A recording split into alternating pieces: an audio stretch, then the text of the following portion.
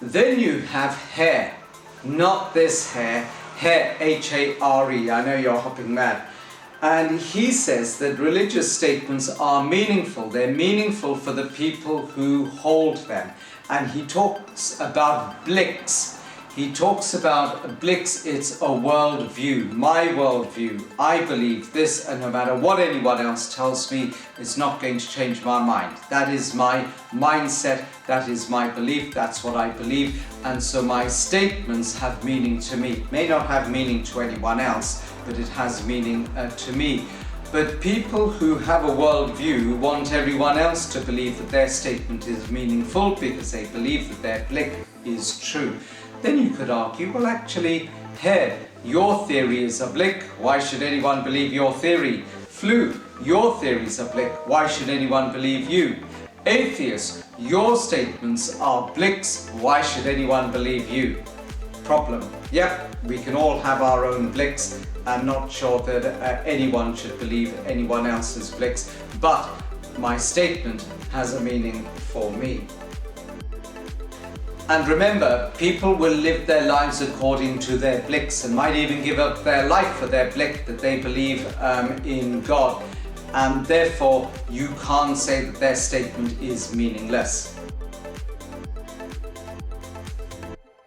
Then you've got Wittgenstein. He comes up with something called language games. And he says that language does have a meaning, but it has a meaning within the context in which it's used. So if you're playing football, you can use terms, language, that is meaningful within the football world. And it's meaningful for them, so you can't just write it off. Same thing with religious believers. We have language that has meaning for us within our faith group. So I can talk about the Holy Trinity.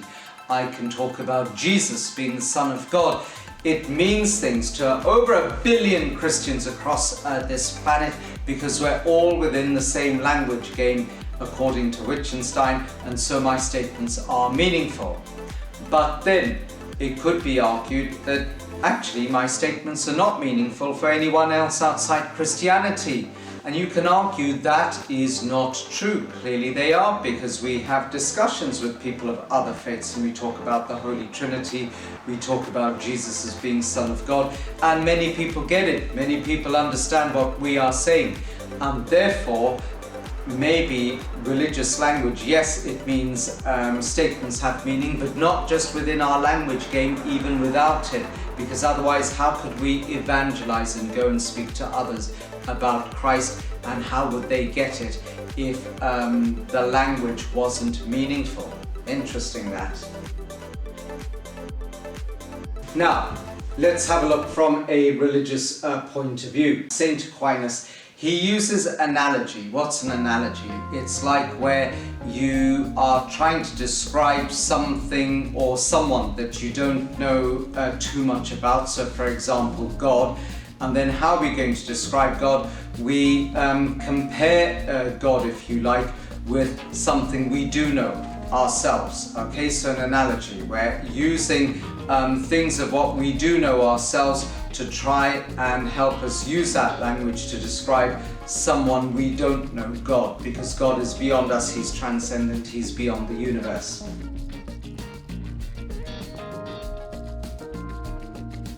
We have been made with the capacity to love and the capacity to be kind. And therefore, whoever made us, that's God who made us, He must have those same qualities, because if He's made us with love and with kindness, God Himself must have love and kindness within Him in order to have made us the way we are. And therefore, our religious statements are meaningful, because we can say that, look, although God isn't identical to us and His love and His kindness isn't identical to us, we can say God is loving, God is kind, and we can know what we mean. Those statements have meaning because God must have those attributes, those qualities in Him to have put them and created us with them. Okay? Show me one if you get it too. If you don't bother, I can't see you.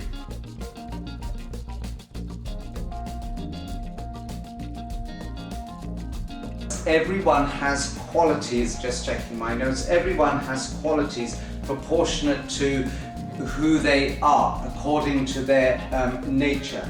Therefore, a dog can be faithful, humans can be faithful, God can be faithful, but their faithfulness is in proportion to who they are. Therefore, a dog will have faithfulness that is appropriate for a dog.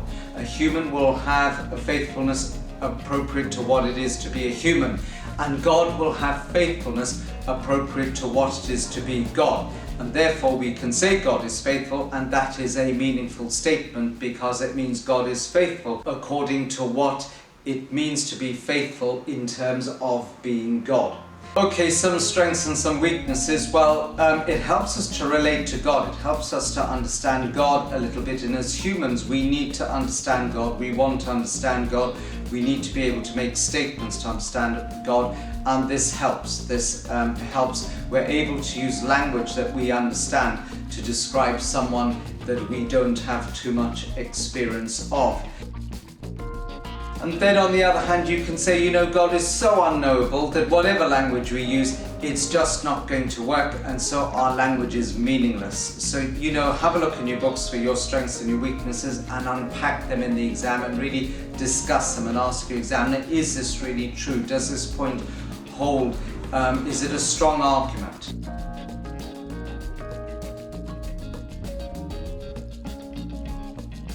You can speak of God positively, give positive attributes of God. God is like this, God is like that, and that is cataphatic, okay, speaking cataphatic theology. We speak positively of God. Other people say, do you know what, we cannot speak of God positively because it limits him. God is this, God is that, but it limits him because we're talking about him in human terms. Therefore, they use the via negativa, and you'll have to read all this up in the book. But effectively, we say what God is not. God is not this, God is not that, God is not the other, and eventually we whittle it down. But then you're talking about nothing. You could be talking about a wardrobe, you could be talking about a ship instead of necessarily God. If you whittle everything down, then in actual fact, what is God? We're still no clearer. May work for mystics, but most of us, mere mortals, want to know that we can describe God so we can understand God in some shape or form. He says that symbols say more than words can say, and that's true, isn't it? If we use language, Lamb of God, or see an image, Lamb of God, we think of, here it is over here, the suffering of the Lamb of God, innocence of a lamb, obedience, vulnerability, and a whole load of other things that we cannot put into words. Just think how you feel, and that symbol that you see, or the symbolic language, Lamb of God, brings in far more than we can ever put into words, and makes us feel a certain way that we cannot describe in words. So maybe religious language is really meaningful because it's symbolic and it draws us into something much bigger. The cross, think of the cross, it makes you think of sacrifice, forgiveness, love, salvation, and the cross becomes part of what it is telling us. It becomes part of the love, the sacrifice, the salvation, and so it's all bound together. And so it does far more than just ordinary words can say. So symbols or symbolic language really help us to describe God in a very meaningful way, because it can capture so many emotions and so many deeper things than ordinary language can say. And Tillich says that symbols are very different signs. Signs will only give you information, like a no entry sign, don't go down that street, whereas a symbol tells you far more. A symbol tells you, pulls out so many emotions from you and tells you so much more than just looking at a picture or hearing the words Lamb of God. It tells you of innocence, of obedience, of sacrifice, all that.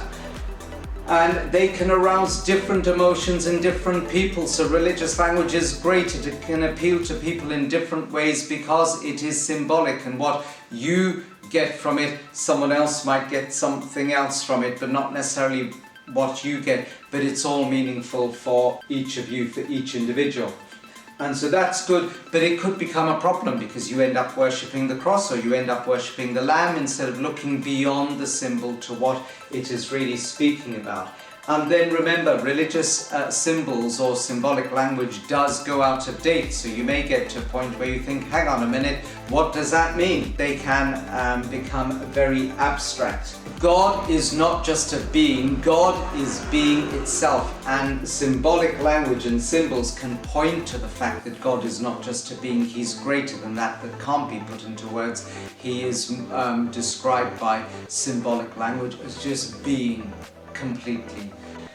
And so it's great because that religious language allows us to sum God up in a particular symbol that points us towards God and gets us caught up in God without limiting God. So remember, these videos haven't, these series of videos haven't given you everything, but they've kind of given you a quick whistle-stop tour of religious language. Remember this book, very important, no good if it's closed. Open it, revise, use your common sense, question in your 15 markers. Ask the examiner all sorts of questions. Say, does this really ring true? Be confident, be your own philosopher in the exam.